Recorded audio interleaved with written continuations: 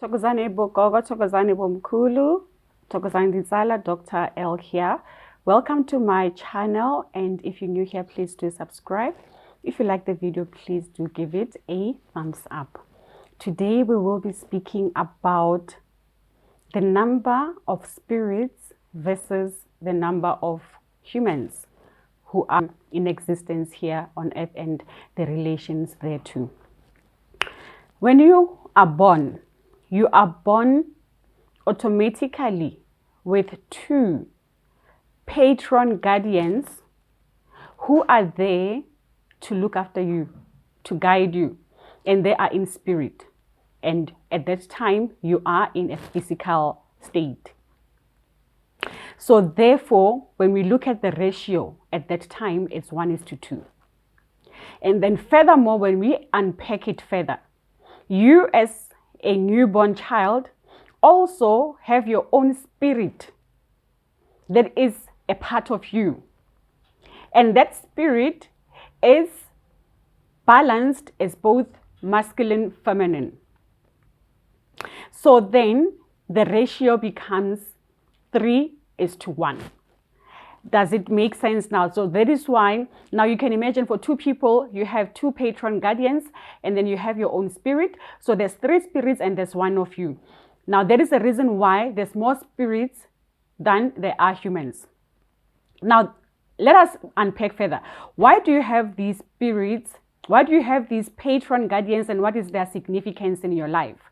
Their significance in your life is to take care of you from your child birth, from the time you are born. As you grow older, as you develop, they still protect you, and then they start playing a role of being your what we could call messengers, whereby they become a link between you and God.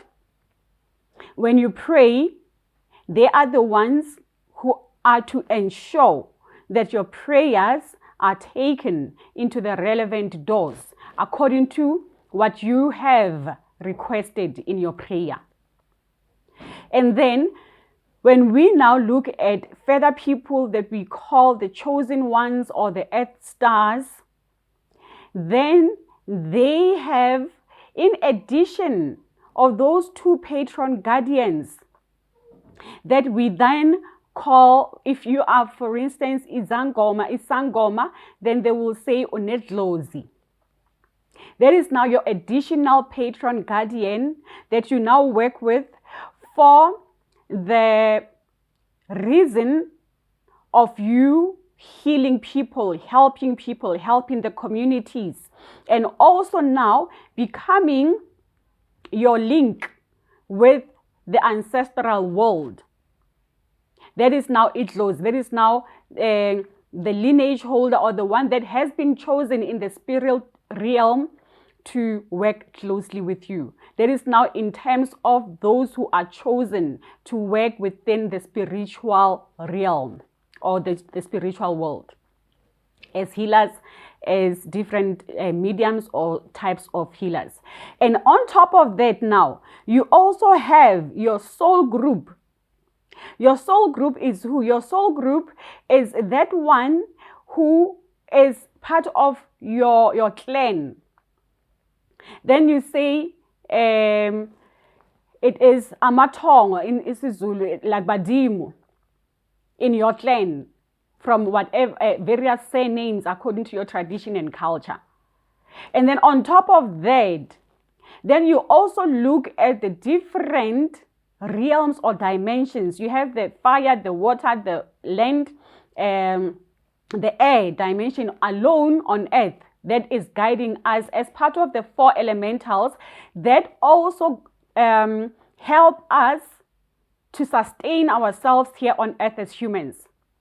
Now within those dimensions, there are spirits which also reside within those particular dimensions. You have spirits who reside on the air dimension, spirits on the fire, spirits on the water, spirits on land. The spirits on land are who now? The spirits on land, it is us, our higher selves, our inner child that are now in spirit, yet we are walking on earth. And then there are those spirits of the animals, there are spirits of the plants. Those are the ones on surface. And then we get spirits then in the waters. You have inhabitants of the water, they also have their spirits. You have inhabitants of the fire, they also have their spirits, air, and the same thing. So that is now the reason why there is more spirits than there are humans. And one other thing is to also know that before there were humans, there were the existence of spirits. So spirits came about 2000, according to research, about 2000 years before the humans came into existence. And now as a result, later on, there was now this relationship where the spirit starts working with the humans so that we better understand each other, because sometimes you find that there's a D-link between your higher self, your inner child, and your actual body. Then there will be those selected few people who are called the chosen ones, who then have what we call a working relationship with the spirit world, so that the spirit world can link with those people's higher spirits or inner child, find out what the ailment is, what the problem is, and thereafter go to the mediums who are able to hear them, connect with them, or communicate with them, so that they can relate the messages to the living and explain to them where the ailment is and how to remedy it. And therefore you will find that because there's more spirits than there are humans, and there is not so many mediums or people who are chosen to heal people, then you find that for the ratio of those people who are chosen ones or who are healers, you find that one person is working with various spirit guides and not just one. So in other words, you won't be working with Mkulu only, or you won't be working with Ugogo only, because you have your higher self that you are looking at. You have your immediate lineage holder that you may not be directly working with. You have Idlozi that you are directly working with to heal people. And then you have maybe part of your Mnguni ancestors who was also a healer, but you are not necessarily working with them, but they want to link a relationship with them, and therefore they will ask you to go and your twasa. Then you are having this Mnguni ancestor that you're working with. And then when they look at your bloodline, they find that you have mixed bloodline, you have Caucasian bloodline, and therefore you have the gift of Inzunza.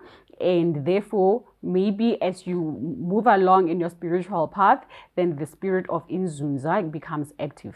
And then maybe they later find out that you have Abalozi, because you remember, with families as they grow, they start mingling and mixing with other races. So that is why you will find that you have got so many different spirit guides from so many different clans who are working through so many different methods and doing things in a different way. And now what happens between the physical person who has been chosen and the spirits? What happens is that sometimes it becomes confusing because there's too many of them and you don't know what to do. Sometimes you feel like you need to choose between all of them, and you don't understand what it is that you really have to do and what their significance is. Now, what you have to do as one of the chosen ones, you have to acknowledge first and foremost that you are part of their lineage or bloodline, or acknowledge how it is that you are linking with them and how it is that you are working with them.